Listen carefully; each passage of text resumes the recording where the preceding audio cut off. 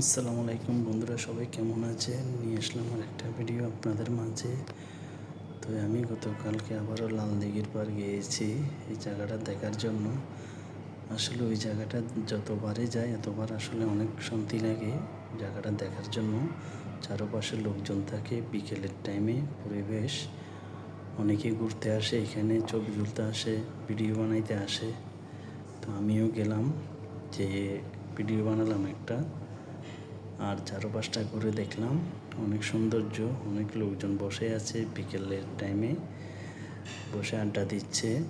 চারপাশটা ফুল বাগানের মতন, চারদিকে মানুষজন বসার জায়গা আছে। এক্সপ্রেসটা খুবই সুন্দর। তো এই যারা আপনারা শুক্রবারে বন্ধ থাকে তারাই আসতে পারেন। শুক্রবারের দিকে গেলে আপনারা পরিবেশটা ভালো পাবেন, লোকজন থাকবে, মানে ভিতরে একেবারে নার্সারির মতো। চারপাশে গাছ, ফুলের গাছ, টব, বসে ছবি তুলতে পারবেন এবং কি ঘুরতে পারবেন। বা শিশু বাচ্চা যারা আছে তাদেরকে নিয়ে আসলে তারা অনেক আনন্দ পাবে এবং কি অনেক খেলাধুলা করতে পারবে ওইখানে।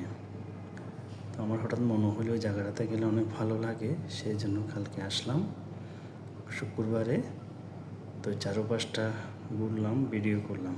তো এগুলো আপনাদের মাঝে একটু তুলে ধরতে চেষ্টা করলাম। তো আপনারা যারা যারা এখনো আসেনি তারা এসে ঘুরে যাবেন জায়গাটার থেকে।